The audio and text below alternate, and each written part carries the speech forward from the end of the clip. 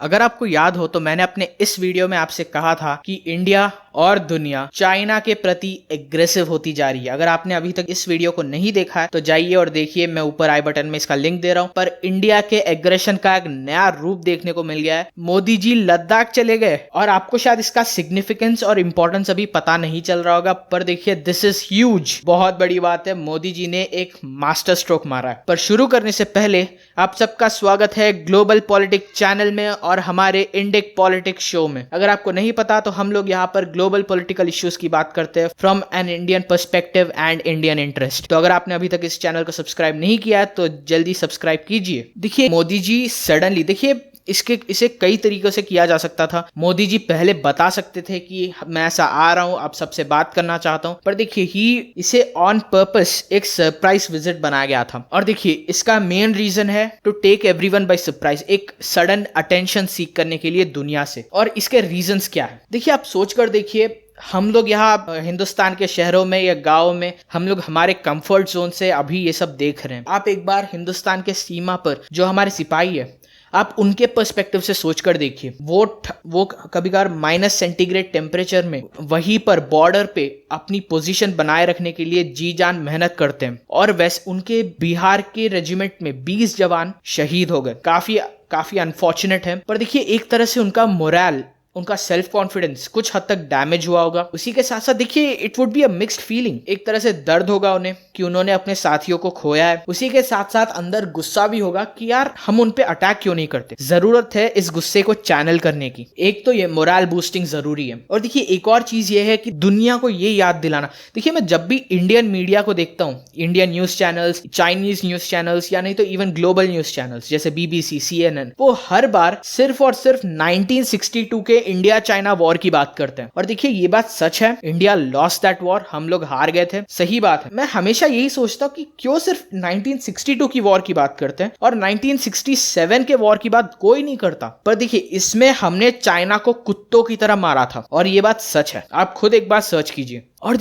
और देखिए इसे भी याद दिलाने की जरूरत है। अगर आपने अभी तक चाइना के साइड के स्टेटमेंट्स नहीं देखे तो वो बार बार 1962 के वॉर की याद दिलाते हैं, ये कहते हुए कि चाइना इंडिया को हरा देगा फिर से। पर देखिए सच्चाई यही है कि 1967 में हमने भी उन्हें कुत्तों की तरह मारा है, और उन्हें ये भी याद कराना जरूरी है, उन्हें भी और हमारे जवानों को भी। देखिए दिल्ली में बैठकर हर कोई अलग अलग प्लान्स बनाता है, उनका काम यही है, उन्हें प्लान्स बनाने हैं, उन्हें स्ट्रैटेजीज, रणनीतियां बनानी है उन्हें। पर देखिए ग्राउंड रियलिटी कुछ और होती है। जो लोग बॉर्डर पे लड़ते हैं, देखिए उनके पास अलग अलग प्रॉब्लम्स होती है। फॉर एग्जांपल जो लद्दाख का रीजन है, इट इज अ हिली टेरेन, पहाड़ी इलाकों में युद्ध करने की तकनीक अलग होती है। देखिए वहां पर रेडार की एफिशिएंसी कुछ हद तक कम हो जाती है, तो ये उन जगहों पर तकनीक अलग होती है, टैक्टिक्स अलग होने चाहिए और रणनीति अलग से बनानी पड़ती है। इसमें मेरा मानना है लेफ्टिनेंट जनरल हरिंदर सिंह जी, जिन्होंने कोर कमांडर लेवल के टॉक्स में चाइना के साथ इंटरैक्ट किया है, वो अच्छे से जानते हैं कि चाइना की बुद्धि क्या होगी। वो पीठ पे चूरा भी मार सकते हैं, वो क्या क्या कर सकते हैं, और इसीलिए उन्होंने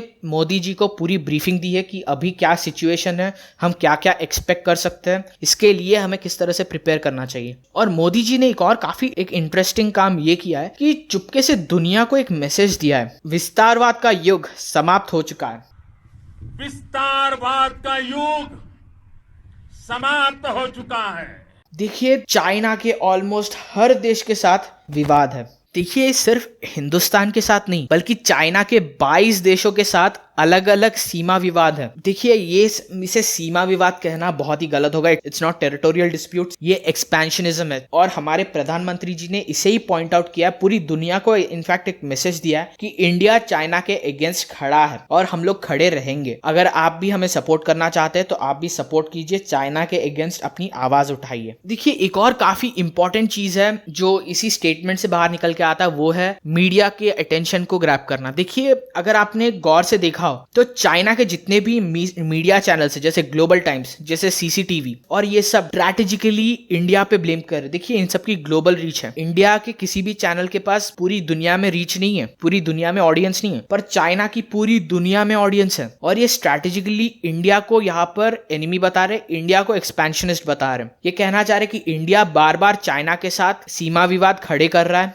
और ये चाइना की जमीन हड़पने की कोशिश कर रहा है। और देखिए सच्चाई यही है कि आप अगर बार बार एक ही झूठ को बोलते जाएंगे तो लोग उसे सच समझ लेंगे। तो ये और ज्यादा जरूरी बन जाता है कि हम दुनिया को ये याद दिलाए कि इंडिया एक शांतिपूर्ण देश है और इंडिया वो देश नहीं है जो यहाँ पर सीमा विवाद को जागृत कर रहा है, पर ये चाइना है जो एक्सपेंशनिस्ट बनता जा रहा है, जो विस्तारवाद बनता जा रहा है। एक और काफी इंपॉर्टेंट चीज है मोदी जी का स्टेटमेंट, ये विकासवाद का युग है। ये युग विकासवाद का है। तेजी से बदलते हुए समय में विकासवाद ही प्रासंगिक है। विकासवाद के लिए ही अवसर है और विकासवाद ही भविष्य का आधार भी है। देखिए ये बहुत इंपॉर्टेंट है under the context that India ने अभी रिसेंटली 59 चाइनीज ऐप्स को बैन किया है। देखिए मैं मानता हूँ ये इंडिया के डेवलपर्स के लिए एक बहुत ही अच्छा मैसेज था कि मोदी जी चाहते हैं इंडिया के जो डेवलपर्स है, देखिए ये बहुत ही अच्छा अपॉर्चुनिटी है, this is once in a lifetime opportunity. जितने भी चाइनीज ऐप्स थे उन सबको बैन कर दिया गया। मैंने अपने इस वीडियो में भी बताया था कि इंडियन पब्लिक, इंडियन सिटीजन्स और इंडियन डेवलपर्स क्या कर सकते हैं और उन्हें क्या करना चाहिए। देखिए इंडियन डेवलपर्स को इस अपॉर्चुनिटी का भरपूर फायदा उठाना चाहिए और उन्हें अलग अलग सॉफ्टवेयर्स और एप्लीकेशंस को अभी डेवलप करना चाहिए। This is the right time.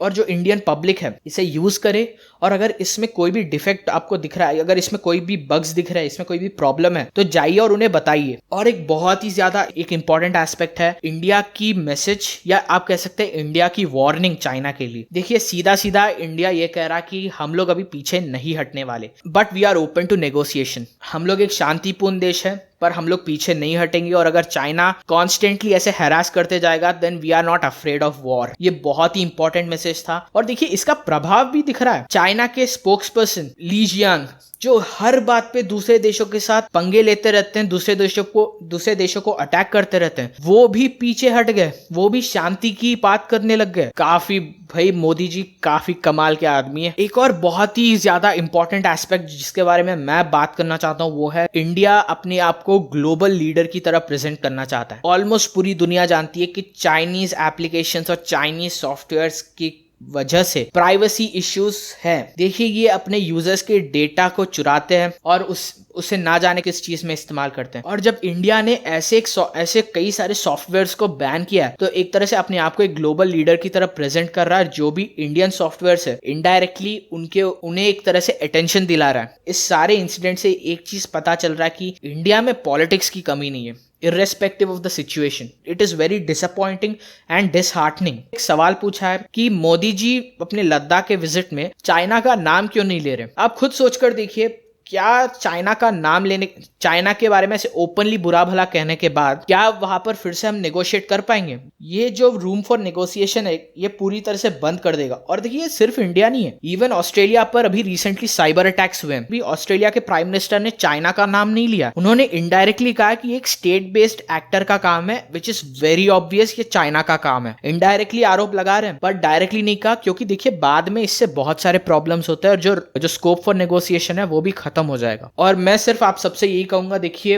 आपका चाहे जो स्टैंड हो, आप किसी भी पॉलिटिकल पार्टी को सपोर्ट करते हो, पर इस वक्त यही जरूरत है कि हम लोग इंडियन गवर्नमेंट के पीछे जाके खड़े हो जाए। मैं इसी नोट पे आज की वीडियो खत्म करता हूं। अगर आपको ये वीडियो पसंद आया तो लाइक कीजिए, सब्सक्राइब कीजिए, शेयर कीजिए, और मैं आपको अगले वीडियो में मिलता हूं। नमस्कार।